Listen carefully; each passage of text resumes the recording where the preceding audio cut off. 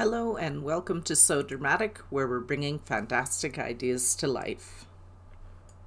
Today we're going to jump straight into part 2 of the moss and tree stitch project. As you may recall, I was practicing creating moss and woodland scenes. Please join me as I turn what was meant to be a practice exercise into a gorgeous textile element. So I'm beginning a new day with a new stitch, and I'm going to show you guys how it's done. I did a bunch of work on it, including those branches over there, and now I'm going to show you how the stitch works. Okay, so I brought the needle up here, and so the thread's coming out, and now I'm going to go pick a spot and go right down into the fabric there. I want to pull out the thread and make sure I've got a nice long loop for the next part of the process. I'm going to bring the needle up through the fabric and leave it. Do not pull the needle all the way through because you need it. And now I'm going to loop the thread around the needle about anywhere from 15 to 20 times depending on the weight of the thread. If I've got only doing a 2-strand and I'm doing just short distances, I'll do 8 to 10 strands.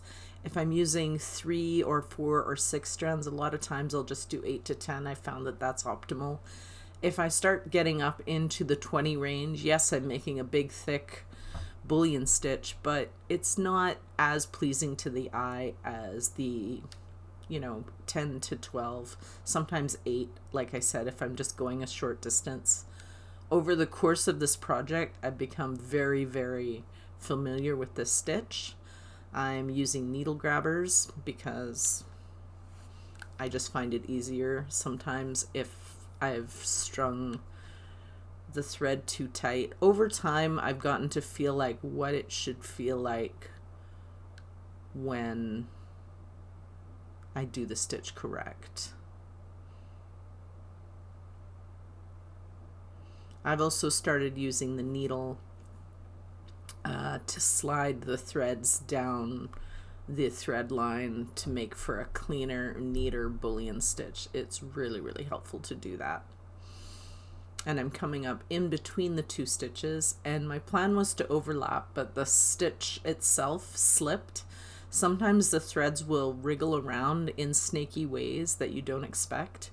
And whatever the line is, you get the line that you get. I found that this stitch in groups makes the really cool gnarled look that I've been looking for these branches and moss and trees. You can see on the sides that I've already selected a bunch of beads and secured them to the cloth. They look huge next to the tree roots, but I'm just having faith that while I put the moss and branches and roots around them, that they'll fade more into the background a little bit. And I'm going to practice with some beading ideas and techniques to create a gravelly look around the rocks. That's what I'm shooting for. We'll see how it turns out. A lot of times things in my head look spectacular and I go to execute them and I'm like, what is this? So that's a common feeling. I want to talk about the stitch and the way it feels when I'm doing it, because it's one thing to see it, but it's another to experience it. When I'm looping the thread around it, it has to be tight enough to do the stitch, but when you go to pull the needle through, if the threads are too tight, the very end or bulb of the needle feels like it's not gonna pull through, and you have to pull it through really slowly, or you can get snarls really, really fast that are hard to pull out.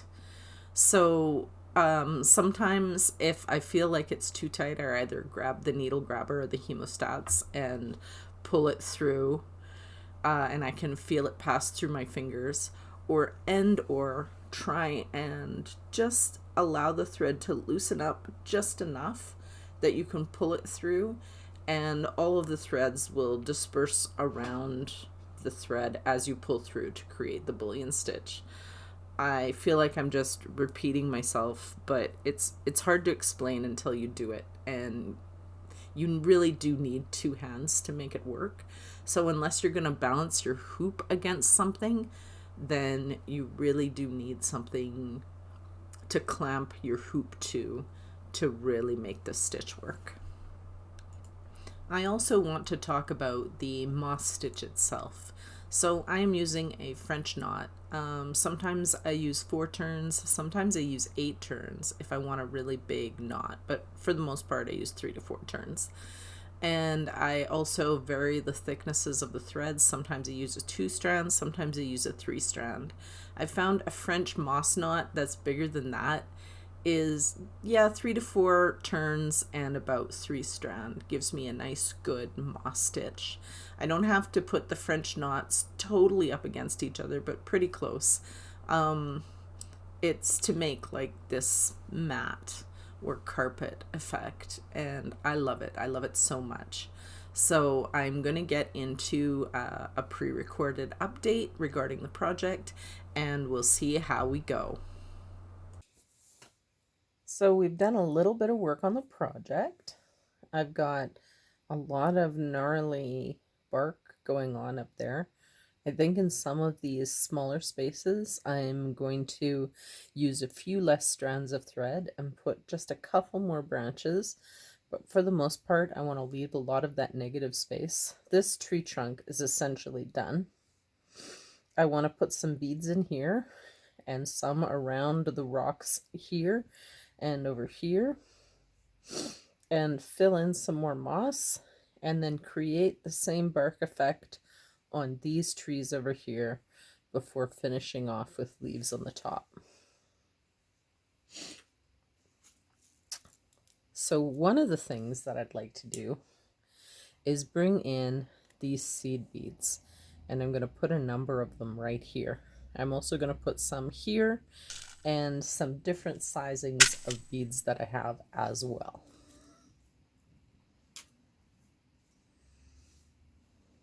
So I have a very thin needle,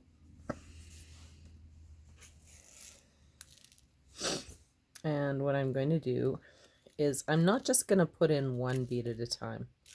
I'm going to do like 3 or 4 and lay in a short line.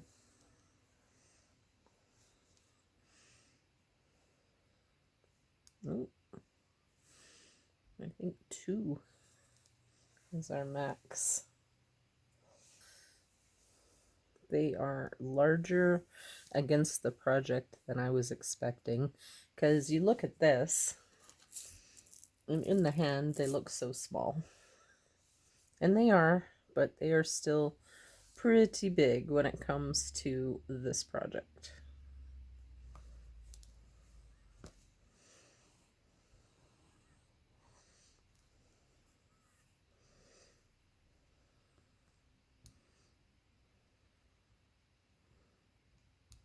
I'm going to come up behind them.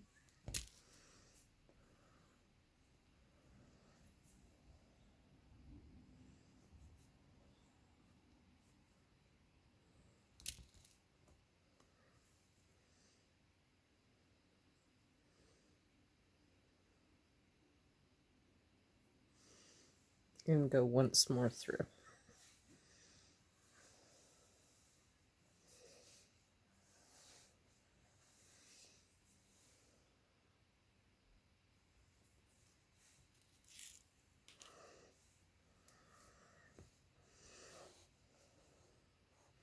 Then anchor that in, and I think I want to put 2 more right here.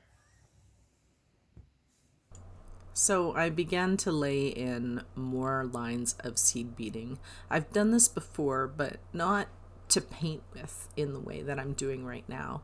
Normally I just use it as pie crust edging and to hold sequins on, and I kept running into the trouble of my very, very small seed beads being much, much too large on this picture. This whole design is only 9.5 inches or so across and about 6 to 8 inches high. It's very small. It's certainly a beautiful textile element, and I keep thinking to myself, what am I going to do with this when I'm done? But I, as yet, have no answers. So I think next time I do this, I will make sure that I make the roots large enough to hide the beads in there so that they don't look quite so big. I have enjoyed this process though, and I did try a few different techniques. Like here you can see that I'm making a line of beads and I'm going to wrap it around the larger bead. This is kind of fun and makes an almost watery effect rather than gravel, which was what I was hoping for.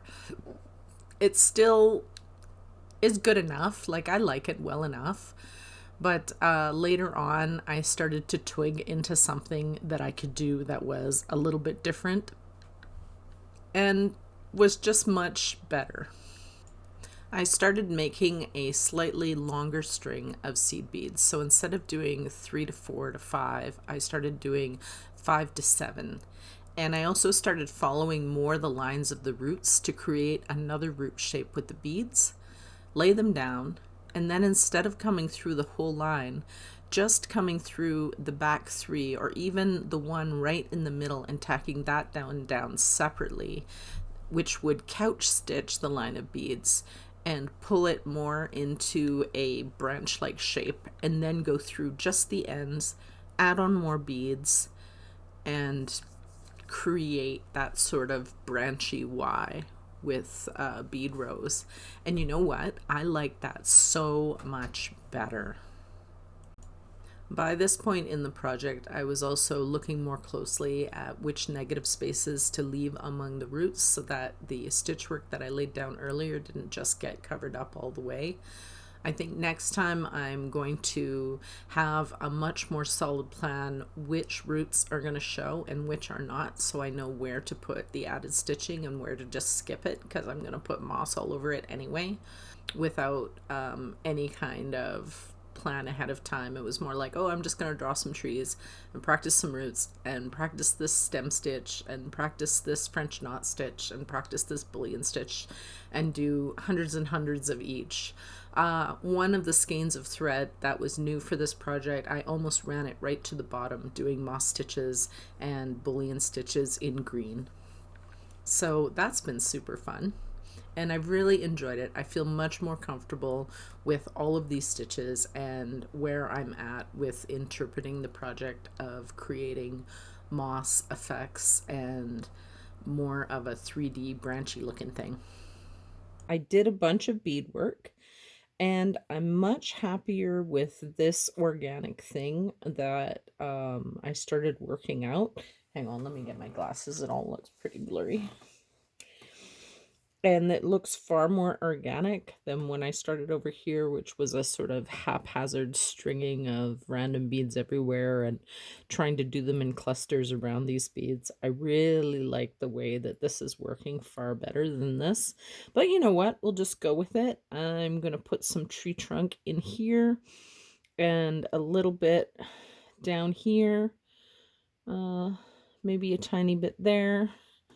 And I wanted to put a red tree trunk across here to connect the two.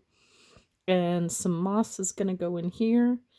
And we'll do some trunks and a bunch of moss and some just sprigs of grass in the background, and we'll see how we go. For the most part, while I'm doing these bullion stitches, I'm winding 8 to 10 times around the needle. I've found that at 2-strand embroidery floss that is the best distance and weight, and the distance is anywhere about 3/4 of an inch, I would say, wide to do that. Maybe a 1/4 inch if you want it to be like close packed and a little bunchy for that really good effect. Also, the little trees are supposed to be farther away, and I really like how it's going in that respect. Like I said, you can only really control where the thread lands so much. It's going to twist in ways you don't expect. So you could kind of say, okay, this area I'm going to cover with these stitches, but you don't really know how it's going to look until it's already in there, which is part of the excitement of it. I have really, really enjoyed this process, and like I said before, I love the gnarly look of the tree trunks and the roots going through the moss at the bottom when all is said and done. So it's taken me several days to get from where you saw to where I am at now. I've decided to come all the way back around the bottom edge with French knots to create a decorative bottom edge. I'm going to have a little bit of a decorative upper edge. I'm leaving the leaves till last on purpose because I just need the leaves to be like, okay, I'm coming into the final stretch. Because every single day that I sat down at this project, I thought, oh, I'm so close. I don't have far to go every day. And hour after hour, I'd be like, oh, surely I can't have that many more stitches. But yeah, it was a much bigger sample project than I was expecting it to be, for sure. By this point, I had completely run out of the variegated embroidery thread I was using as the tree trunk color. It came from a set that I bought online with a group of other variegates, so I could get it again, but it would be a real pain, especially at this point. So what I did is I took out my DM seeds and I selected 3 colors that are more or less the middle, dark, and lights of that other thread, so close that you can't tell it's not the same thread. And I'm stitching here, there, and everywhere to try and create that effect and create shadows where I want them with the darker threads. That's one thing that variegate can't give you. You can't guarantee where the lights and the darks are going to fall. You can only estimate. And a lot of times it's just about, well, I just want a mottled tone through this and it doesn't matter to me.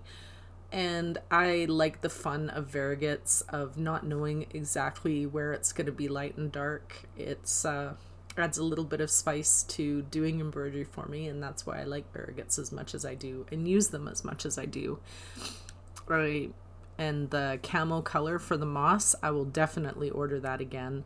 I'm going to go down to the shop where I picked up that skein because there was only one left, and just order a box of 10. And I know they come in boxes of 10 because I used to work in that shop. So they should order me a box of 10, no problem, since I'm buying the whole box, because I'm going to do lots and lots of this work. For now, though, I think I'm just going to select out greens. I think my next project, I'm going to select out a series of sage greens with some yellows and see how it goes. I also like the gray. The gray mixed in with the camo just gives it an extra something else, you know, a je ne sais quoi that it wouldn't have otherwise.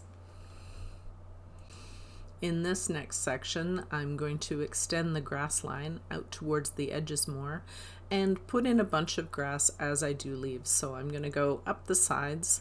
I'm using one strand of the camel colored thread to do the grass stitch so that there'll be more in the background. The main part of the trunk has been in 3 and 2 threads of the trees and the moss in the foreground. And then going up into the trees, the fly stitch has been done in 2 strand and then in 1 strand going out towards the edges. And so the moss stitch is all going to be 2 strand and the grass stitches are 1 strand to put those things, as far as thread weight goes, more in the background, as well as doing them sparingly to put them more in the background as the eye sees it. I'm doing a bunch of loop stitches on the very edges of some, not all of the branches on the outside edges. My plan is to do the moss stitch or the French knot stitch in the trees in both the camo colors and in a bright green variegate I have, so they'll kind of go together. So I have leaves in the shade and leaves in the sun is what I'm trying to go for there. And I like the dichotomy. I really, really am enjoying how it's turning out. Still don't know what I'm going to do with this, whether I'm going to put it on the back of a jacket, on the top shoulder yoke, or make it part of a bodice. I may make a wall hanging out of it. I'm truly, truly not sure. At this point, I'm probably just gonna make another one and put this one away for a while. Something will occur to me. I have some ideas, but I need to do some more drawings and plan a little bit better. I want the next piece of trees to be a bit larger. I know it's gonna take a long time, just like this video seems to be going on forever. This project, it took a week, but it felt like 3. Every time I came home, I would do a little bit of housework, make some food, and just work on this project all night. It's so addictive. Textile arts are so addictive for me. Once I get into them, I just want to sit there all day and do it. And so, yeah, that's where we're at. You can see it's late at night because I'm wearing my housecoat and my nightgown right there. So I'll come back and show you more of the project in just a moment. This loop stitch I'm using on the outside of the branches is so easy and fun. It's the Lazy Daisy stitch, and I'm just doing 1 loop. I could have made the whole tree in these loops, but I thought it would be too confusing looking, and I wanted the French knots up top to match the French knots on the bottom and for it to all have a cohesion. And I really had spaced out French knots for leaves as part of my mind frame, but when it came right down to it, when I was looking, I thought, oh, I just want a loop stitch on the edge of these leaves, and I tried it on the few of the far left side small branches for a long time, just so I could look at them while I was doing moss stitches and decide, is that what I want? And yes, it very much turned out to be. I'm very excited at this point of how the entire project has come together, and yep, there's the back of my work. And how it all is just shaping up to be a gorgeous textile element.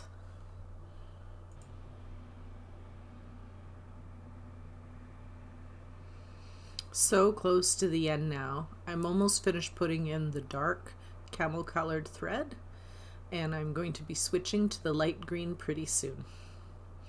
This has been quite the eye-opening project. Like I said, I really enjoyed it, even though it just took so much time and energy.